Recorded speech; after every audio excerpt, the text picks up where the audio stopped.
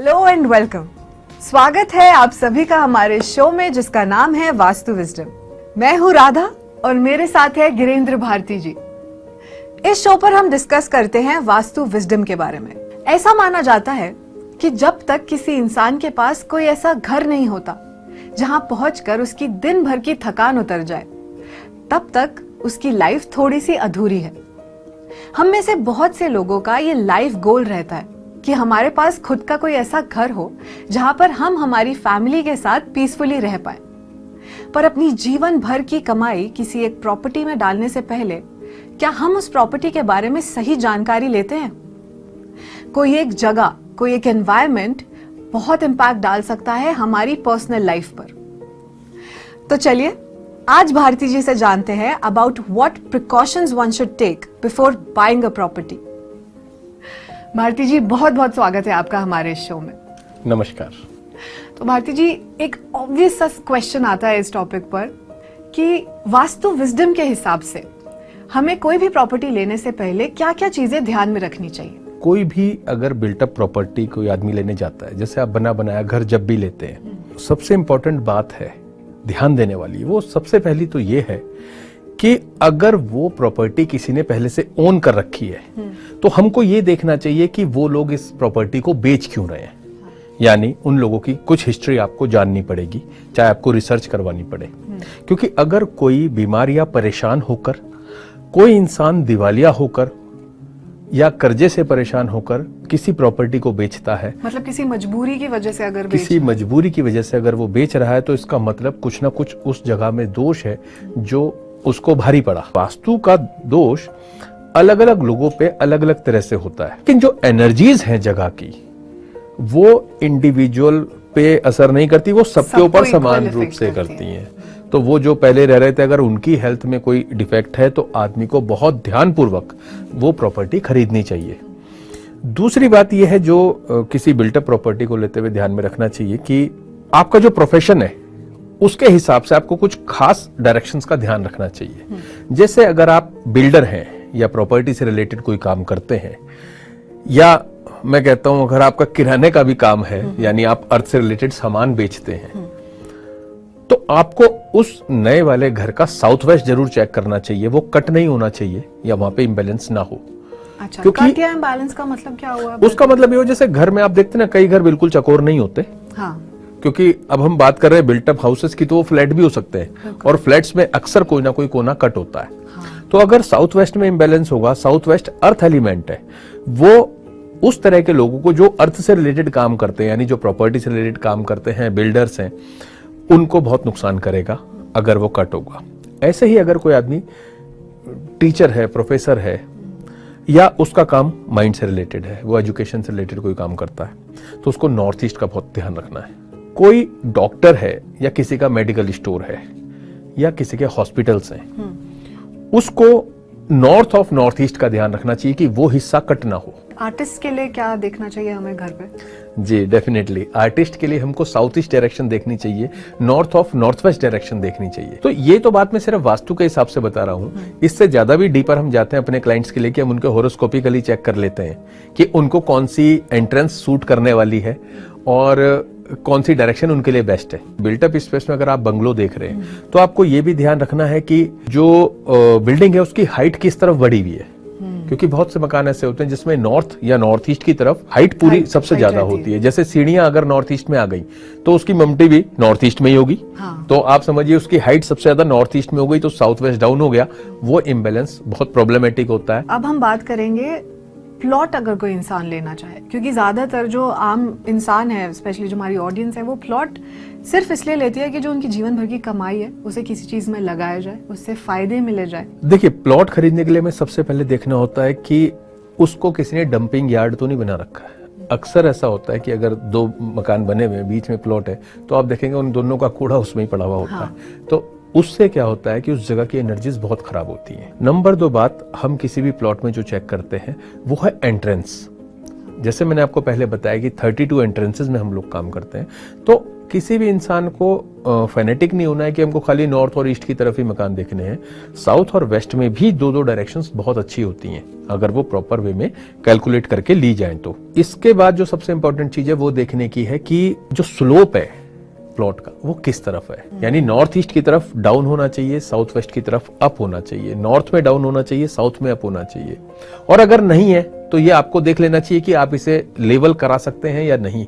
और ईस्ट की तरफ एंट्रेंस आइडियली होनी चाहिए है? नहीं, ऐसा कुछ नहीं है। मैं बताऊंगा आपको 32 एंट्रेंसेस में से लगभग 10 एंट्रेंस ऐसी हैं जो बहुत अच्छी हैं, जिसमें से दो एंट्रेंस तो ईस्ट वेस्ट नॉर्थ साउथ दोनों में ही है, और बाकी की 2 एंट्रेंस में से एक नॉर्थ ईस्ट में और एक साउथ में है। इसके अलावा जैसे हमने पहले बात करी बंगलोज की, तो मैं एक बात और कहना चाहूंगा कि सबसे इंपॉर्टेंट बात है कि अंडरग्राउंड वाटर टैंक या सेप्टिक टैंक्स कहां पर हैं ये जरूर से चेक कर लें, क्योंकि इस पे जल्दी से लोग ध्यान नहीं देते।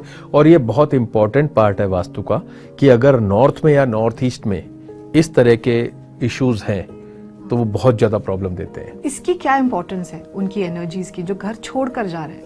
आप और हम यहीं पर इस रूम में बैठकर बात कर रहे हैं, ये यहाँ पर रह जाने वाली है। आपको जान के हैरानी होगी, साइंटिस्ट इस बात तक पे काम कर रहे हैं कि महाभारत के काल में जो श्री कृष्ण ने अर्जुन को ज्ञान दिया था उसको किस तरह से रिवाइव किया जा सके।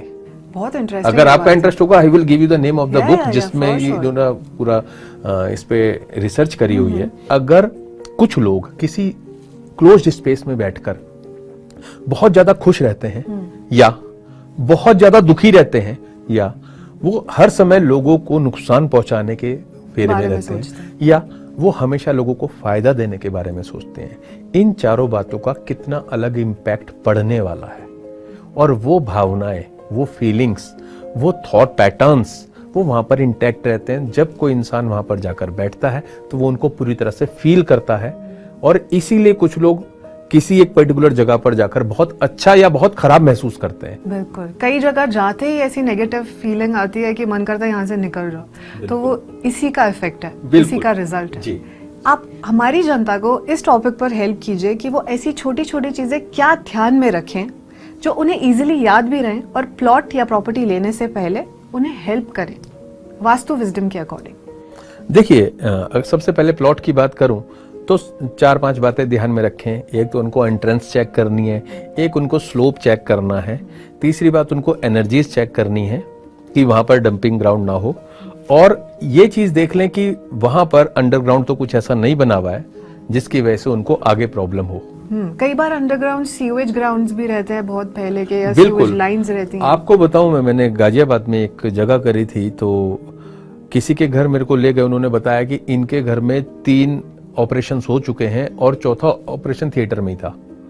तो वो कह रहे कि ये एक के बाद एक हो रहा है, तो उसका रीजन क्या है। मैंने जाकर एनर्जीज वगैरह चेक करी तो इट वाज टू नेगेटिव। फिर मेरे को वहां पे उनसे बात करके पता चला कि हर तीसरे घर में वहां यही कंडीशन थी। तो मैंने उनसे बोला कि ये जो एरिया है, मतलब that was like a compound building, ये लैंड का क्या हिस्ट्री है। तो उन्होंने बताया कि वो गाजियाबाद का पूरा डंपिंग ग्राउंड था, पूरे गाजियाबाद का कूड़ा वहां पे पड़ा करता था। बिल्डर ने वो जगह ली और उसे सफाई कराए बिना उसके ऊपर ही कंस्ट्रक्शन कर दिया, लेंटर डाल दिया और उसके ऊपर अपना बिल्डिंग खड़ी कर दी और वो उनको दे दी।